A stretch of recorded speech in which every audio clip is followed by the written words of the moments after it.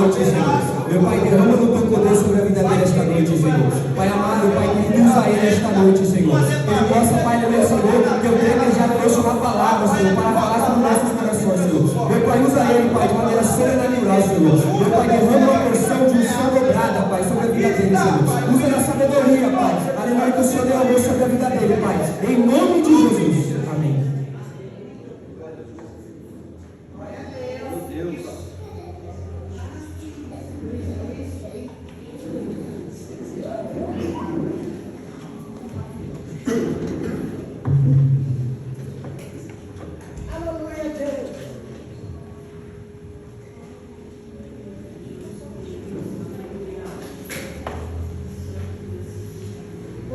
Cumprimento os irmãos com a paz do Senhor Jesus, amém? Vou fazer uma breve oração para a gente poder entrar na palavra, amém? Pai querido, Pai amado, Senhor meu Deus, que o Senhor possa abrir os céus, Pai, sobre este lugar nesta noite. Que o Senhor possa derramar uma palavra do céu, Pai, como uma espada de 2 gumes. Que essa palavra possa cravar na tábua do nosso coração, Pai. Que o Senhor venha nos ensinar mais um pouquinho do céu, Pai, das tuas santas escrituras nesta noite. Espírito Santo de Deus, tem liberdade em nosso meio. Passeia na tua igreja, Pai, toma cada um aqui e venha falar conosco. Amém. Os irmãos, cumprimento a todos com a paz do Senhor Jesus. Amém. Os irmãos que tiverem Bíblia e puder abrir no tema da campanha, Isaías 43, capítulo 43, versículo 13. Aleluia.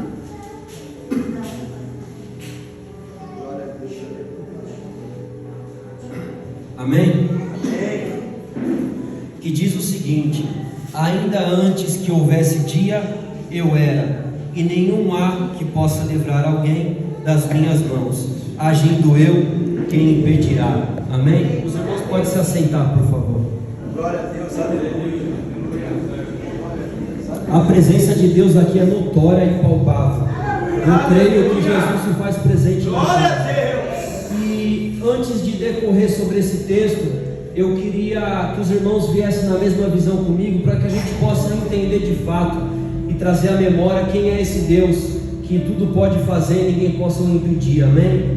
Esse Deus ao qual a gente serve é o Deus que fez o ouro e a prata, é o dono do ouro e da prata, é o Deus que fez céus e terra, é o Deus que abriu o mar vermelho, é o Deus que faz surdo ouvir, cego enxergar, mudo falar, paralítico andar, é o Deus que ressuscita os mortos, é o Deus que salvou Sadraque, Mesaque e Abidnego daquela fornalha, é o Deus que sondou o coração de Davi, é o Deus que tem escrito todos os nossos dias desde a fundação do mundo. Por isso é o Deus que nunca é pego de surpresa, e é o Deus que de Gênesis e Apocalipse nunca perdeu uma batalha. É o Deus que é o dono do tempo, é o Deus que vai no tempo, volta no tempo e permanece no tempo. É o Deus que é antes que tudo viesse, até mesmo a luz. Esse é o Deus a qual nós servimos, esse é o Deus a qual nós dependemos. É o Deus que até a própria NASA tentou catalogar as estrelas e nomeou apenas 20 mil delas. E a Bíblia vai dizer que Deus chama cada uma das milhares das estrelas pelo seu nome. É o mesmo Deus que diante de bilhões de pessoas não confunde a nossa voz. É o mesmo Deus que na sua destra está escrito o nosso nome. Amém? Glória a Deus. Antes de falar sobre de fato o tema da campanha, a gente precisa entender o que esse texto quer dizer, o que Jesus diz aqui. E não tem como a gente viver o que está escrito no versículo 13 se a gente não entender um dos princípios para que isso ocorra. Um desses princípios é a confiança. Eu quero trazer o texto aqui de 2 Reis, capítulo 18, que fala sobre o reinado de Ezequias. A Bíblia vai dizer que Ezequias foi um homem diferente do seu pai Acás. Ele foi um homem que fez o que era reto perante ao Senhor. Ele foi um homem que confiou em Deus, a ponto de tal confiança chamar a atenção de Deus. Chamar a atenção ao ponto que a Bíblia vai dizer que não houve outro como ele antes dele, nem posterior a ele. Então que nós possamos entender que para muitas coisas acontecer, como eu vou narrar aqui o que aconteceu na vida de Ezequias, nós temos que chamar a atenção de Deus. E uma das formas de nós chamarmos a atenção de Deus é através da confiança. E essa confiança não veio simplesmente do nada. Ezequias teve que fazer algumas coisas também para chamar a atenção de Deus. Ele teve que, uma delas, renunciar, confiar e obedecer. Ele renunciou os altares que seu pai Acás permanecia fazendo e adorando outros deuses. Ele confiou, descansando e trazendo Deus para tudo que ele fazia.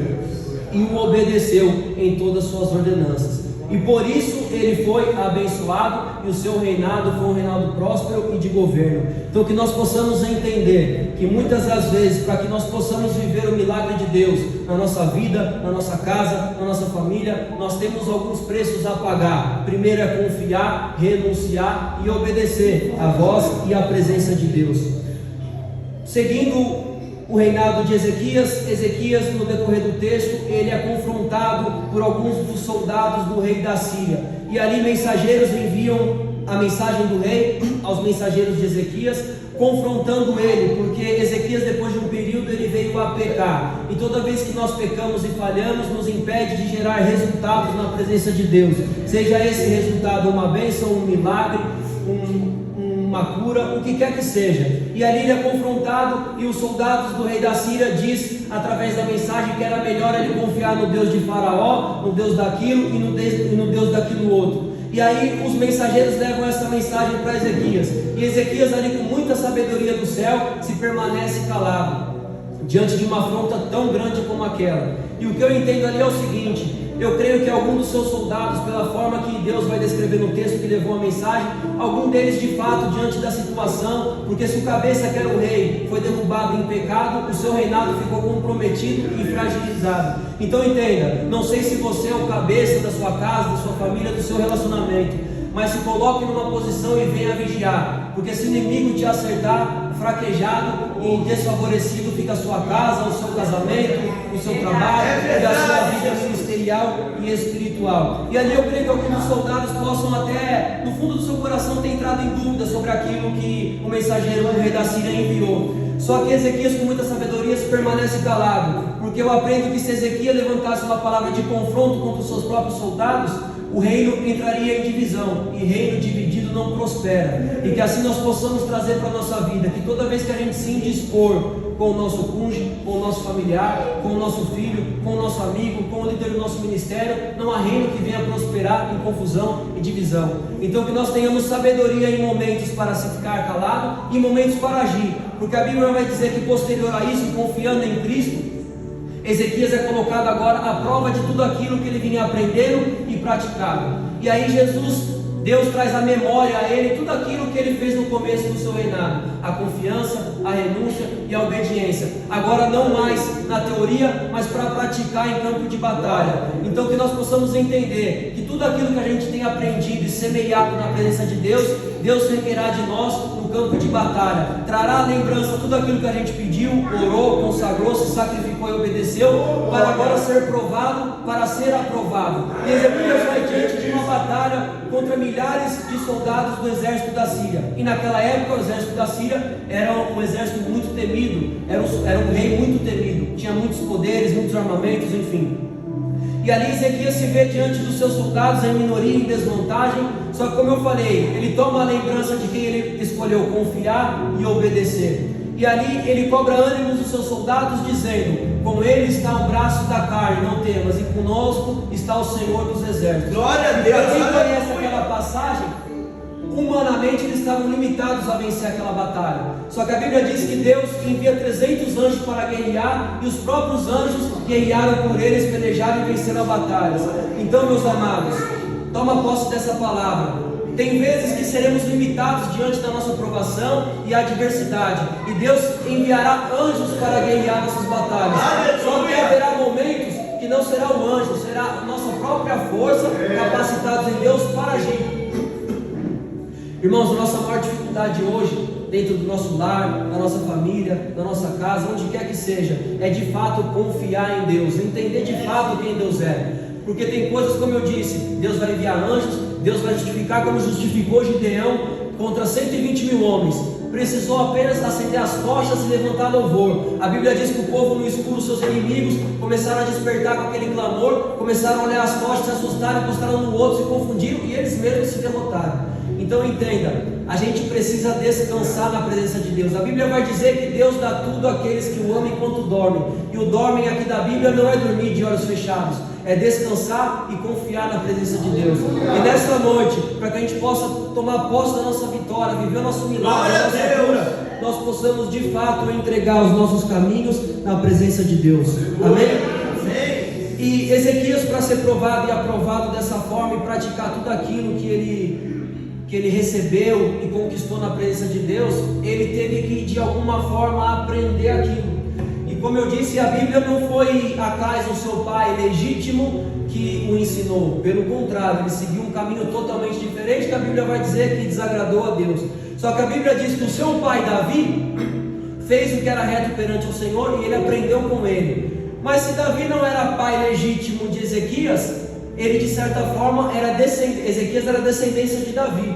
Então o que eu entendo aqui? Duas coisas, duas situações.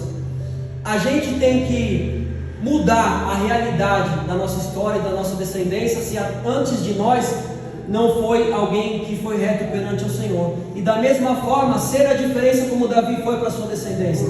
Porque, amados, é muita ignorância da nossa parte acreditar, imaginar que a nossa vida, simplesmente o nosso legado, tudo que nós estamos fazendo aqui na terra, que eu creio que nós acreditamos que é passageiro, vai morrer em nós.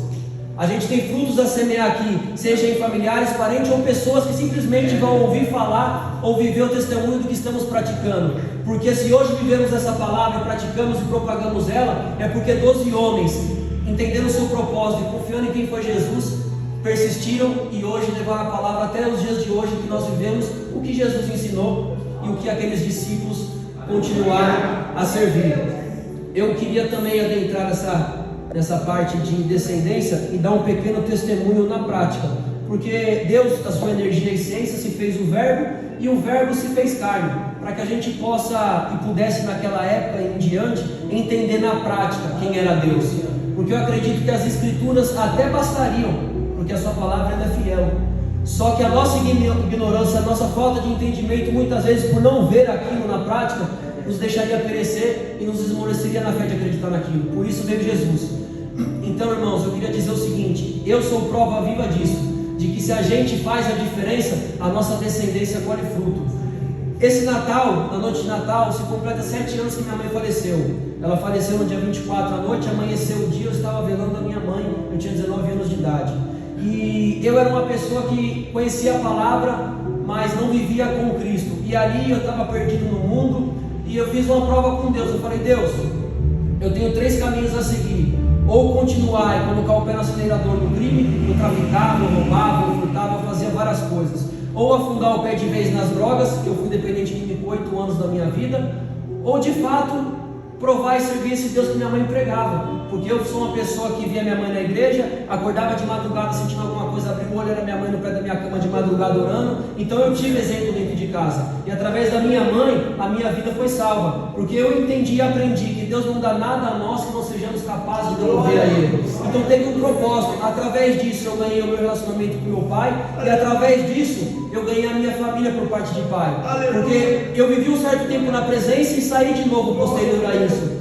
Só que eu entendi e aprendi que toda vez que eu ia falar de Deus, já tendo temor e o conhecendo, a minha família não dava valor. Porque que crédito vão dar a nós se nós não vivemos aquilo que pregamos?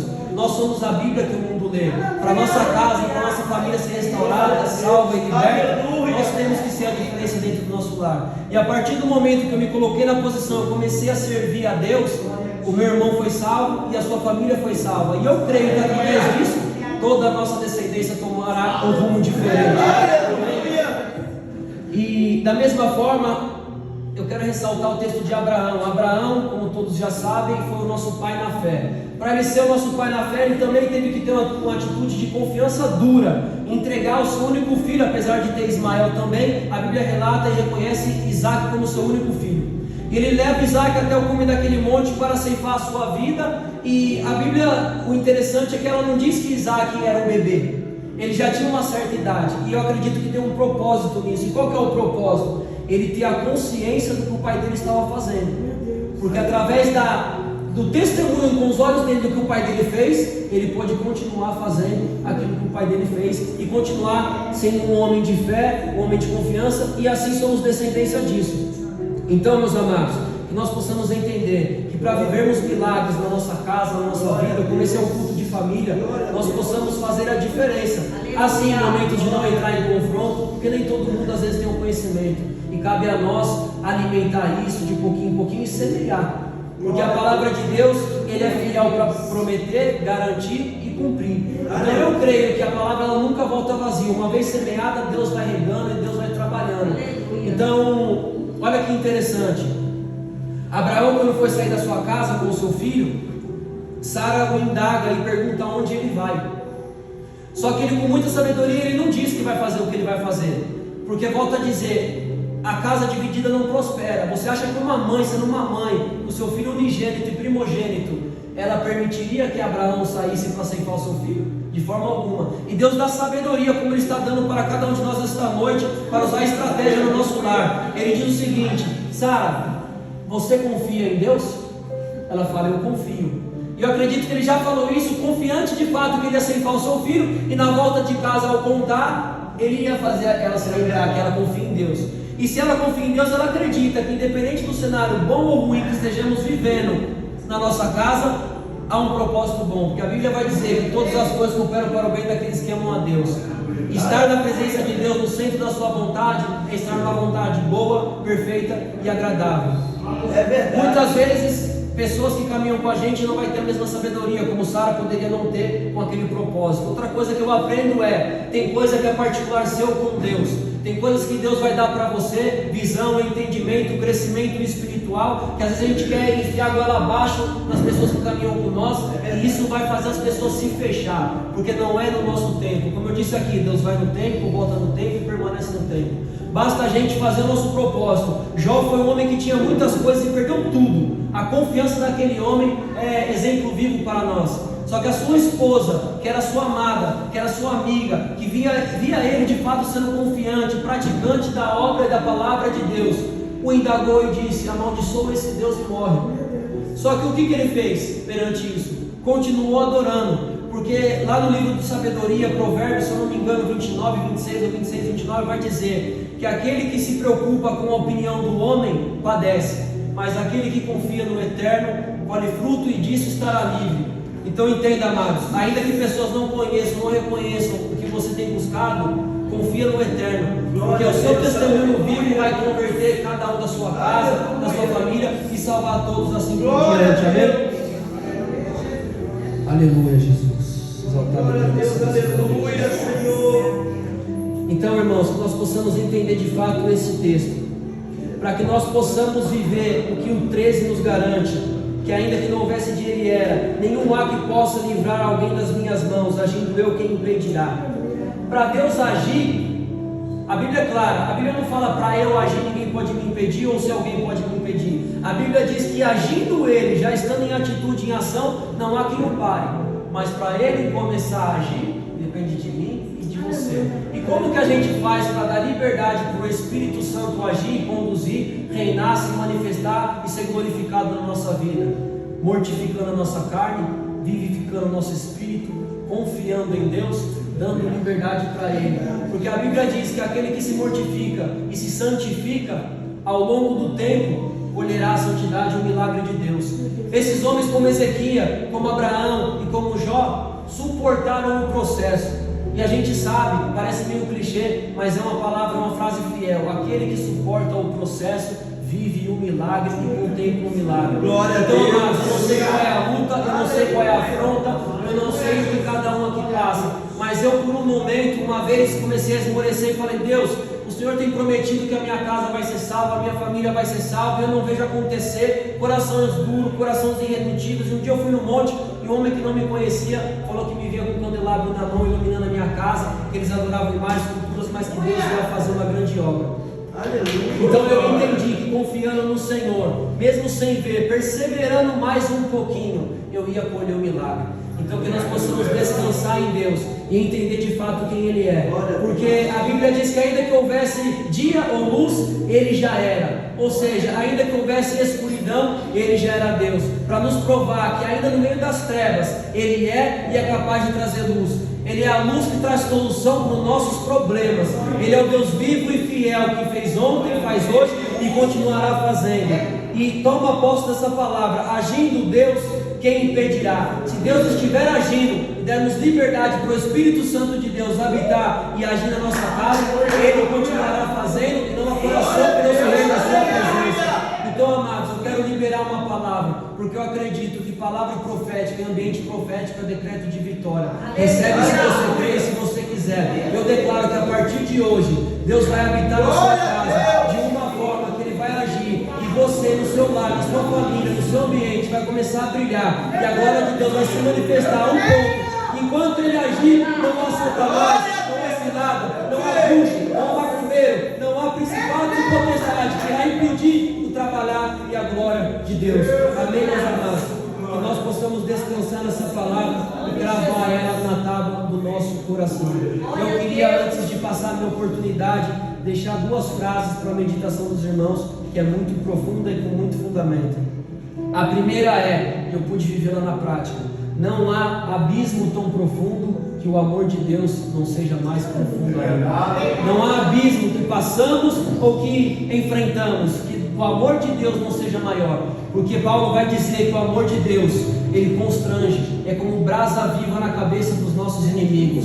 Não há resposta melhor, não há testemunho melhor, não há ato melhor de conversão do que amar e se sentir amado.